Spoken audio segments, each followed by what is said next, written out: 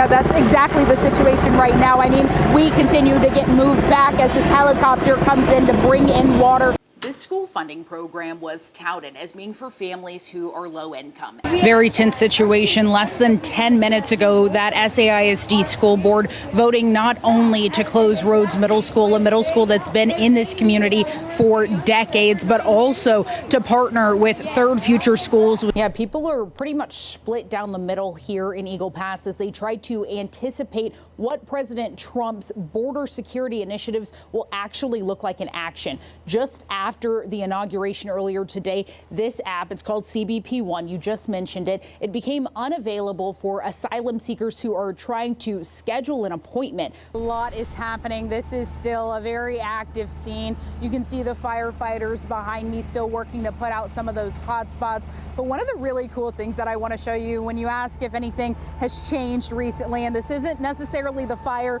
but this is the community. They've brought out a cooler of waters because a firefighter's wife who went and brought water from Sam's Club wasn't able to get into the scene because they are trying to secure this area. And so instead, people who live in the area who were not affected by the fire went inside, got waters and ice, put them in an ice chest for these firefighters. We've been cheering all night long, even before those results came in. A lot of people really emotional tonight as well because they know how much the rodeo means to so many people here in San Antonio. It all comes back to this crosswalk. I'm Zaria Oates, and I've been covering this story for about a month now. The city of San Antonio is pushing back on a state and federal directive. Just about 15 minutes before we came on the air, the board wrapped up that meeting in what is a celebration for a lot of the people inside.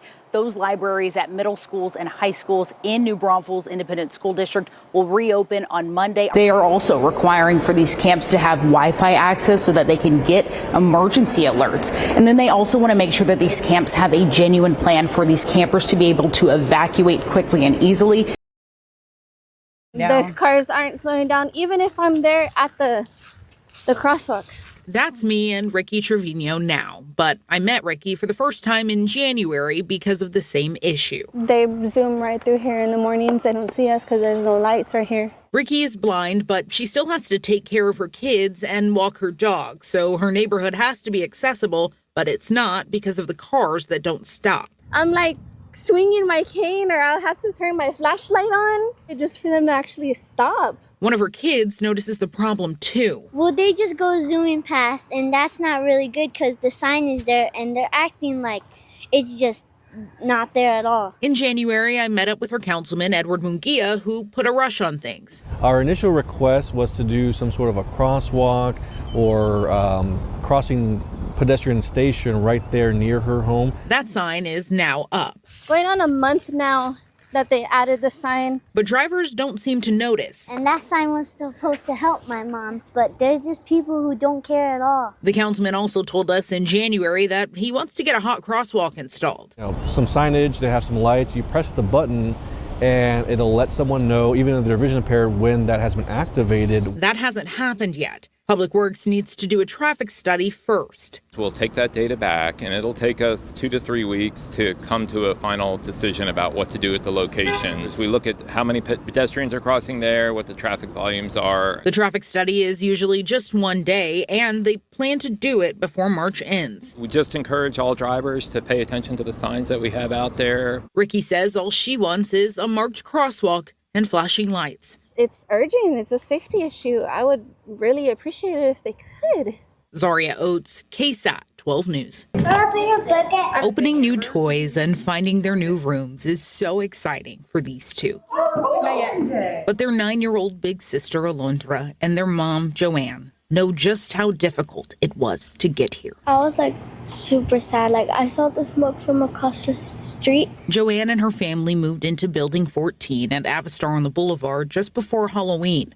Less than 2 weeks later, on November 7th, a fire destroyed the building. Everyone made it out alive, but the fire, smoke, water, and ashes destroyed almost everything inside. Because I saw the fire there, and I was crying after. It was heartbreaking, the news to her. I picked her from daycare, and I was like, I have to talk to you. I was crying myself. I have to talk to you. Now, 1 week after the fire, Joanne has the keys to her family's new apartment. That's why I keep looking at the brighter side too, because there's been a lot of blessings with the loss. Her neighbor, Manuela Lopez, also lost everything. I spoke with Manuela and her daughter last week, right after the fire. We're just heartbroken. Then I caught up with Manuela after she moved into her new place this week, too. Well, I'm just really happy. I'm really blessed. My refrigerator is, looking full, and our closets are full. We have a ton of clothes. Now they'll need to completely furnish their new apartments, but they're so thankful to be in a home after a week of not knowing what was next. Seems like a lot of the neighbors have come together a little bit more. They have, yes. I'm so happy. So as the little ones are happy to open donated toys and blankets, these moms are grateful that they can now put clothes on their backs, food in the fridge, and have a home to sleep in. Zaria Oates, KSAT 12 News. I was really, really stressed, crying, hurt. I felt like no one was listening. This is Leonor Idrogo. Her mom is Mary Ramos, and until Friday afternoon, Mary was behind bars. When he arrested me and they brought me over here, they didn't arrest me under Mary Ramos. They arrested me under a different name.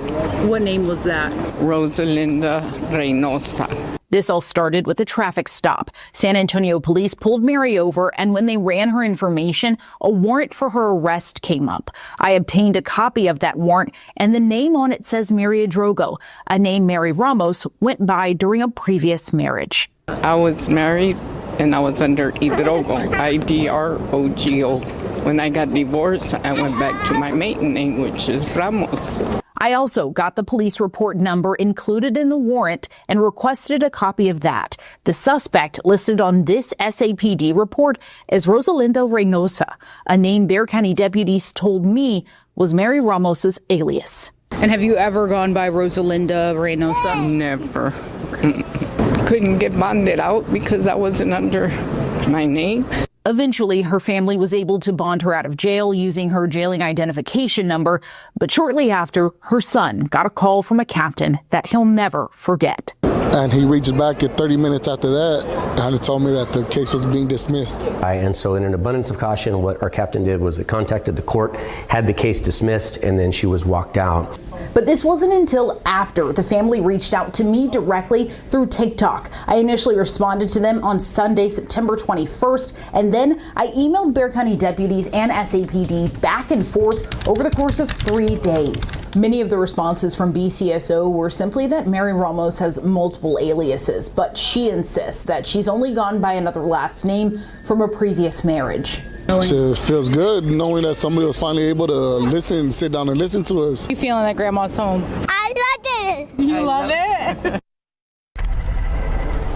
Sheriff Salazar did tell me that for any future information, we'll have to reach out to SAPD since they are the ones who arrested Ramos. We did ask SAPD for further information via email, and SAPD responded with this statement. That statement reads, quote, "We were recently made aware of this incident and we're looking into the matter, but Ramos's family wants to get an attorney and take legal action for what they call a wrongful arrest." They also told me that she was lacking in receiving medical care while she was inside of the jail, even though she suffers from ALS and several other health conditions. Live at the Bexar County Jail, I'm Zaria Oates, KSAT 12 News.